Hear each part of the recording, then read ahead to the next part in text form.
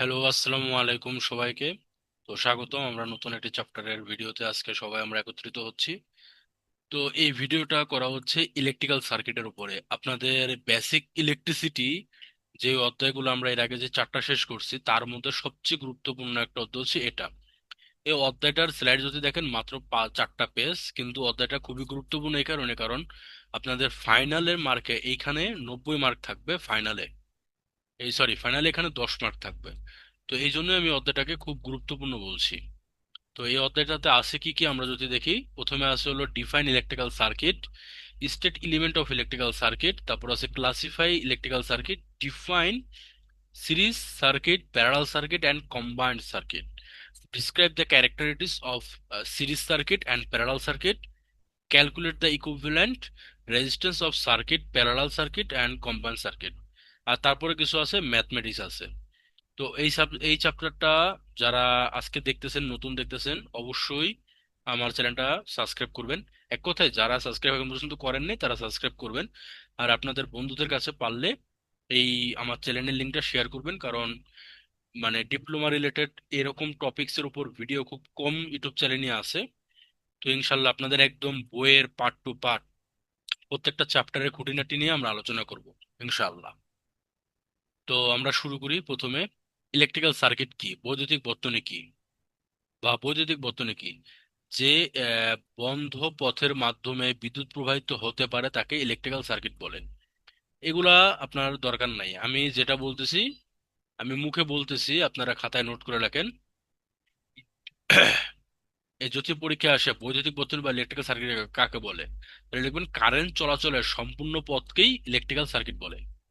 আরেকবার বলতেছি, যদি কারেন্ট ইংলিশ শব্দ, বিদ্যুৎ হচ্ছে বাংলা শব্দ, যেটা আপনারা লেখেন, কারেন্ট চলাচলের সম্পূর্ণ পথকেই ইলেকট্রিক সার্কিট বলে। এক কথায় শেষ। এখন কারেন্ট চলতে কি লাগে? আমার ব্যাটারি লাগে, ওয়্যার লাগে, লোড লাগে। এটা হচ্ছে কারেন্ট চলতে আমার এই জিনিসগুলো লাগবেই। আচ্ছা, তারপর আসা যাক ইলেকট্রিক্যাল সার্কিটের উপাদান কয়টা। ইলেকট্রিক্যাল সার্কিটের উপাদান চারটা, তবে কিছু কিছু বইতে আছে পাঁচটা। এক নম্বর হচ্ছে সোর্স, দুই নম্বর হচ্ছে কন্ডাক্টর, তিন নম্বর হচ্ছে লোড, চার নম্বর হচ্ছে সুইচ। আচ্ছা, চারটা কি কি আমরা একটু আরেকবার একটু দেখি। আমি এই হলো আমার একটা হলো লাইট জ্বালাইলাম। ওকে, একটা লাইট জ্বালাইলাম। তারপর একটা এই লাইটের জন্য তো একটা সুইচ দরকার, তো একটা সুইচ দিলাম। তারপরে হচ্ছে আমি এর সার্কিট ডায়াগ্রামটা একটু রয়েছে। আচ্ছা, আমরা একটা করি। প্রথম হচ্ছে আমার সোর্স তো লাগবে, কোন জায়গা থেকে লাইটটা জ্বালাবো।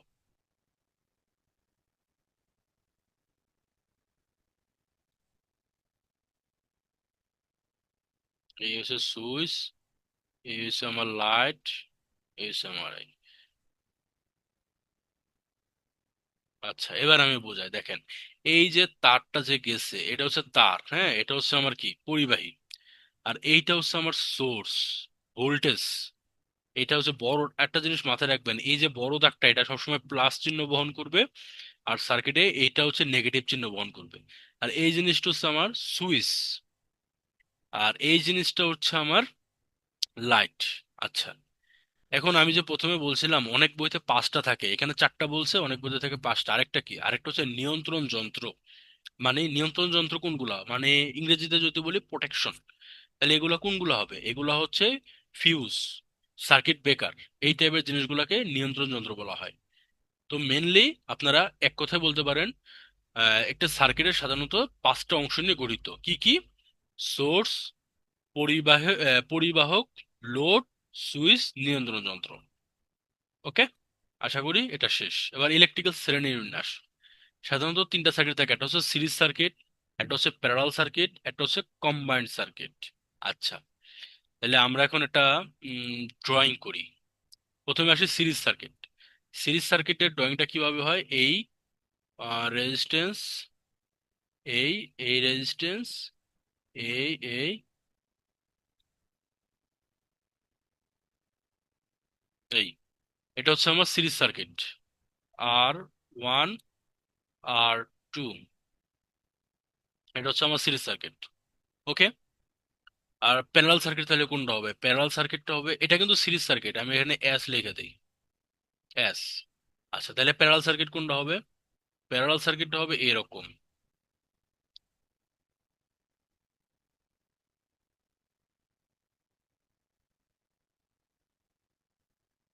এই, তারপর এখান থেকে আরেকটা যাবে, এই আসবে এই, এটা হচ্ছে আমার প্যারালাল সার্কিট।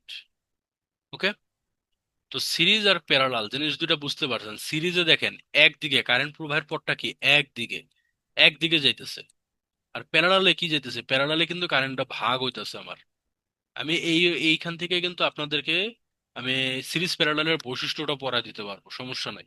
সিরিজ প্যারালালের মধ্যে পার্থক্য এই চ্যাপ্টার থেকে মানে আপনাদের প্রশ্নে ফার্স্ট সেমিস্টারে আছেন আপনারা এখন, সিরিজ প্যারালাল পার্থক্য 100% আসবে, প্রশ্ন আউট করে দিলাম আপনাকে। আর যদি তাও বিশ্বাস না হয় আপনারা আপনাদের বইয়ের পেছনে যান, যাই প্রশ্নগুলো খুলে দেখেন। আচ্ছা, তারপরে যেটা আছে সেটা হচ্ছে কম্বাইন্ড সার্কিট, যেটার কথা বলছিলাম। তো কম্বাইন্ডটা এখানে আঁকি। কম্বাইন্ড জিনিসটা হচ্ছে এটার মধ্যে সিরিজও থাকবে প্যারালালও থাকবে, দুইটাই থাকবে। এটা গেল সিরিজ আঁকলাম। এখন এই যে কম্বাইন্ডটা হচ্ছে এইটা, এটা হচ্ছে কম্বাইন্ড। বুঝতে পারছেন?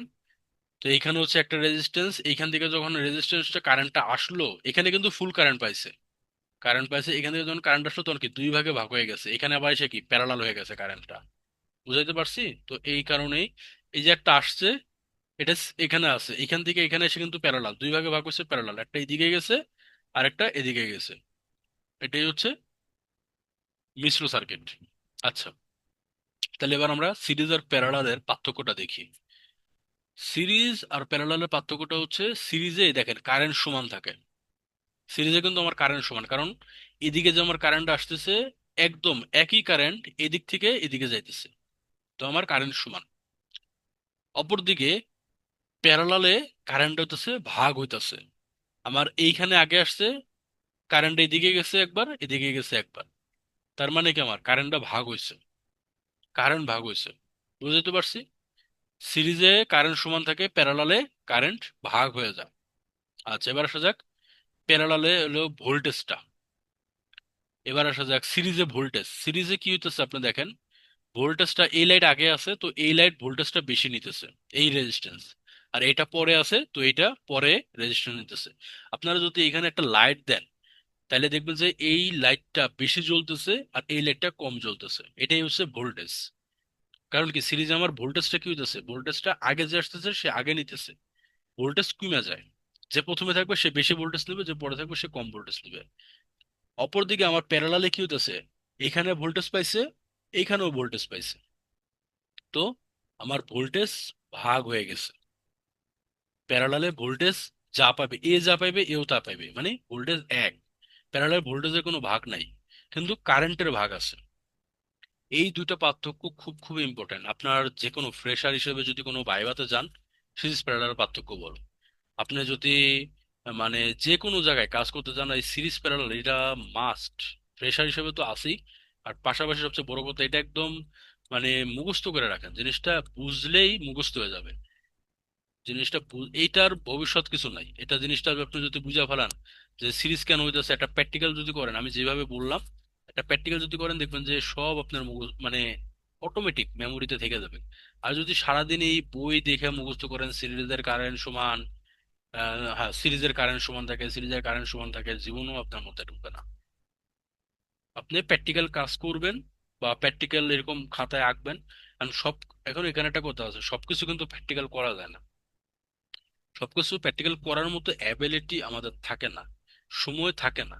আপনারা যারা রসায়ন পড়বেন তখন কি করবেন, তখন হলো এরকম একটা গ্লাস নিবেন, এই একটা গ্লাস নিলেন, এই একটা গ্লাস নিলেন, এটার মধ্যেও পানি রাখলেন, এটার মধ্যেও পানি রাখলেন।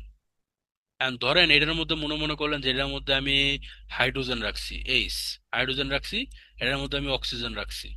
এই পাত্রটা নিলাম, নিয়ে আমি এই দুইটাই, এই পাত্রের মধ্যে হাইড্রোজেন দিলাম, এই পাত্রের মধ্যে আমি অক্সিজেন দিলাম, আমার পানি তৈরি হয়ে গেছে। এটা নিজে নিজে ধারণা করে মানে একটা মেমোরাইজ করে পড়বেন, তাইলে দেখবেন জিনিসগুলো হয়তো মনে থাকবে। কিন্তু যদি আপনি ওই সত্যিকারের পানি বানানোর জন্য এখন আমার হাইড্রোজেন কিনে আনতে হবে, হাইড্রোজেনই দেখতে হবে, তারপরে আমার অক্সিজেনই দেখতে হবে, তাইলে ভাই সম্ভব না। এইভাবে করে তাইলে পারবেন না। কারণ যে কোনো সবকিছুর প্র্যাকটিক্যাল দেখানো সবসময় সম্ভব হবে না। কিছু কিছু জিনিস দেখানো হবে, সেগুলো আপনি খুব ভালো বুঝবেন এবং সেগুলো সবসময় আপনি পারবেন। আর এগুলা খুবই এক্সপেন্সিভ জিনিস হয়ে থাকে। আচ্ছা, সিরিজ সার্কিট কি, যেখানে সব উপাদান এক লাইনে সংযুক্ত থাকে। এটা হচ্ছে সিরিজ সার্কিট, যেটা দেখালাম আমি একটু আগে। প্যারালাল সার্কিট কি, যেখানে সবগুলো উপাদান আলাদা আলাদা সংযুক্ত থাকে, তাকে প্যারালাল সার্কিট। আর কম্বাইন্ড সার্কিট কি, সিরিজ আর প্যারালাল একসাথে থাকলে কম্বাইন্ড সার্কিট। এই সিরিজ আর প্যারালালের বৈশিষ্ট্য মানে পার্থক্য, সিরিজে কারেন্ট সব জায়গায় সমান হয়, ভোল্টেজ ভাগ হয়, একটা লোড নষ্ট হলে পুরো সার্কিট বন্ধ হয়ে যায়, স্বাভাবিক। সিরিজে তো দুইটা বাল্ব যদি একসাথে থাকে, এখন আপনার মূল গোড়ায় তো কারেন্ট যেতেছে না, তাহলে তো হবেই। তো যেটা বুঝাইলাম সেটাই। আর এখানে ভোল্টেজ সব জায়গায় সমান, কারেন্ট ভাগ হয়, একটা লাইট নষ্ট হলেও বাকিগুলো চলে, এটাই হয়। ইকুইভ্যালেন্ট সার্কিটের রেজিস্ট্যান্স সমতুল্য, সিরিজ রেজিস্ট্যান্স। আর সিরিজের যদি রেজিস্ট্যান্স করি তাহলে এখানে আছে resistance R1 plus R2 plus R3। Are parallel যদি তাহলে কি হয়, উল্টানুপাতিক। আচ্ছা, প্রবলেম সলভিং এ যাই, দু একটা অঙ্ক আপনাদের করে দেখাই। আচ্ছা, R1 হচ্ছে 2 ওহম, 3 ওহম, 4 ওহম, তাহলে আমরা উপরে সূত্রটা কি পড়ছি? সূত্রটা দেখছি কি, আর ইকুয়াল সমান সমান R1 plus R2 plus R3। তাহলে এই তিনোটা আর কি করতে হবে, আমার সিরিজ সার্কিটে যোগ করতে হবে। যোগ করে যে দুই বসানো হয়েছে, R1 R2 R3, যোগ করে 10 ওহম। আচ্ছা, এবার আছে এক্সাম্পল, প্যারালাল সার্কিটের এক্সাম্পলটা আমরা কিভাবে করব। R1 হচ্ছে 2 ওহম, আর R2 হইতেছে আমার হলো 4 ওহম। তাহলে কিভাবে করবো, 1/R1 প্লাস 1/R2, তাহলে 2 আর 2 এনে 4 বড় 4 হবে। এই অঙ্ক, এই ভগ্নাংশের অঙ্ক, এটা এখন আর পড়ার মতো আমার কিছুই নাই, এটা আপনারা ইনশাল্লাহ পারবেন। তারপরেও যদি মনে হয় যে কোনো অঙ্ক আপনারা পারতেছেন না, আমাদেরকে জানাইতে পারেন, আমরা করে দেবো, সমস্যা নাই।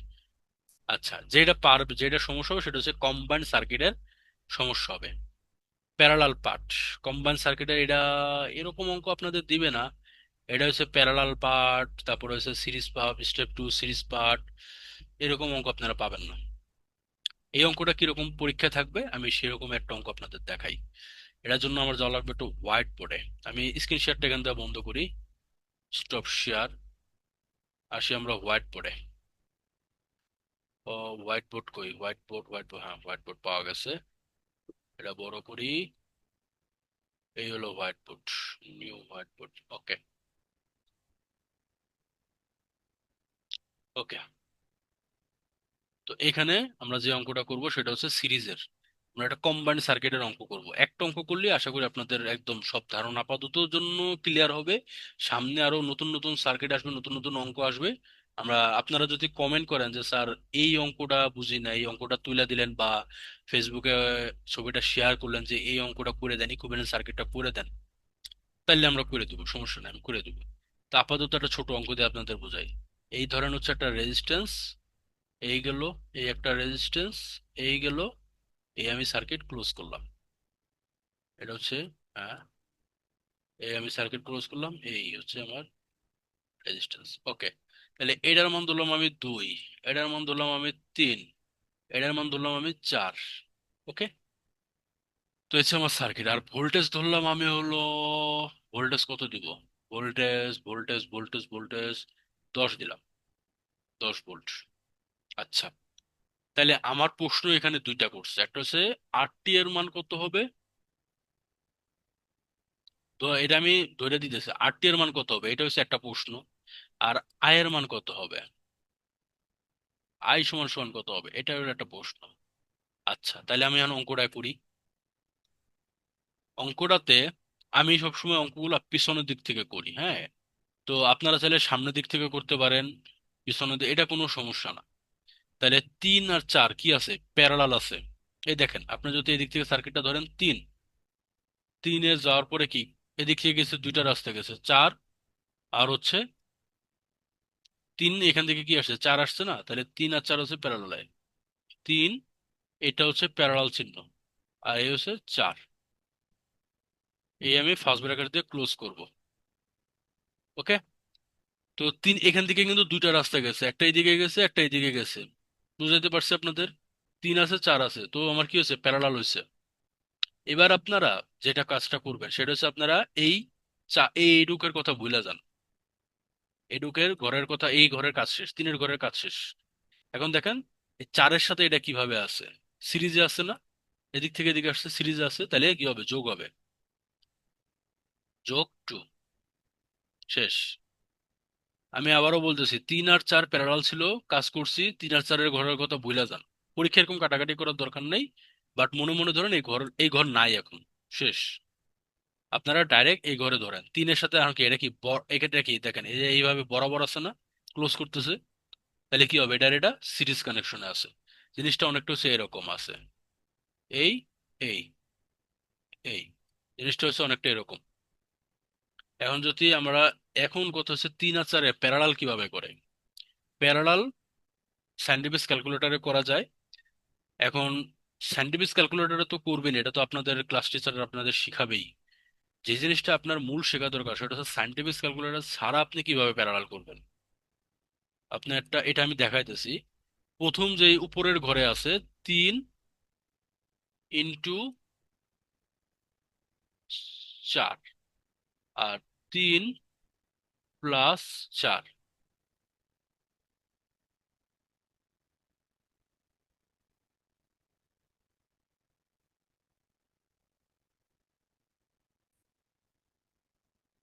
ওকে। তো একটু সমস্যার কারণে আগের রেকর্ডটা, আগের যেই মানে শেয়ারটা ছিল সেটা একটু সমস্যা হয়েছে। তো যাই হোক, আমরা একটু নতুন করে শুরু করি জিনিসটা। তো এই ধরো একটা রেজিস্ট্যান্স দিলাম, এই একটা রেজিস্ট্যান্স দিলাম, এই আমাদের সার্কিট কমপ্লিট করলাম। এটা না, আমি আরেকটা হোয়াইট বোর্ড আছে, আমি সেখানে করাই আছে, আমি সেটাই বের করি তোমাদের জন্য। হ্যাঁ, এটা। ওকে। ওকে, দেখো এখানে তো সেম। তো আমি যদি এনে এখন লিখি, আমি এখন এখানে লিখলাম। তো এখানে আমার 10 আর 5, 10 এবং 5 প্যারালাল আছে, প্যারালাল করলাম, +5। এই 10-এর কাজ শেষ হয়ে যাওয়ার পরে এখানে যে 5 আছে, এই 5টা এখানের সাথে কি হবে, যোগ হবে। এই 5 কিন্তু সিরিজ আছে। আশা করি বুঝতে পারছো। না বুঝতে পারলে ভিডিওটা আরেকবার দেখো। এর আগেও একটু আগে আরেকবার বুঝাইছি। আমি কোনো কিছু কাটবো না, এভাবেই ইউটিউবে আপলোড দিব, কোনো সমস্যা নেই। জিনিসটা তোমাদের বোঝানো নিয়ে কথা, বুঝতে পারলেই হয়েছে। আচ্ছা। তো এটুক গেল, এটুক গেল। এখন এইখানে প্যারালালটা নিয়ে তোমাদের একটা সন্দেহ হবে যে প্যারালালটা কিভাবে করে। তো প্যারালাল করার জন্য প্রথমে যে 10 + × 5, উপরে একটা গুণ হবে 5, আর নিচে হবে যোগ হবে 10 × 15। ওকে, 10 × 5, সরি ভুল হয়েছে, আবার বুঝবো, বুঝা দিই। এটা হবে যোগ হবে। আচ্ছা, আর এইটা তো যোগ হইলো, তাহলে আমার অ্যান্সারটা কি আসবে? অ্যান্সারটা আসবে হচ্ছে হলো 5×10 = 50, আমরা জানি 50, আর নিচে আছে 15। মানে 15টা যদি 50 দিয়ে ভাগ দেই তাহলে কত হয়? 15টা যদি 50 দিয়ে ভাগ দেই, এখানে আমি একটু ক্যালকুলেটরটা ওপেন করি। 50 / 15 আসে 3.333। তাহলে কত আসে? 3 সরি, 333। আরো 3 আসে, আমরা দশমিক পরে 3 সংখ্যা নিব, বা 2 সংখ্যা, যেটাই ইচ্ছা 3 সংখ্যা নিলেও সমস্যা না। তাহলে এই অ্যান্সারটা ভুল আছে, অ্যান্সারটা সঠিক না। তাহলে আমার 3 পয়েন্ট, এটা কিন্তু পয়েন্ট, আবার শূন্য মনে করেন না। 3 প্লাস আমার হচ্ছে ওই যে 5 হইতেছে আমার এটার সিরিজ, এটা সিরিজ না, সিরিজ হলে যোগ হবে 5, তাহলে কত হয় আমার? 8.333। 8.333। এইটা গেল হলো আমার কি, আর টি। এটা আমি বাইর করলাম হচ্ছে আর টি, এটা হচ্ছে আর টি। এখন আমি ধরি ভি আছে এনে 10, এনে 20 ভোল্ট আছে, 20 ভোল্ট। আই এর মান কত হইতে পারে যদি প্রশ্ন আসে, তাহলে কারেন্ট কত, এই সার্কিটে কত অ্যাম্পিয়ারের কারেন্ট যায়, তাহলে কি অ্যান্সার হবে? আমরা সূত্র শিখছি কি, আই সমান সমান, আমরা কি জানি, আই সমান সমান V/R। তাহলে আমরা,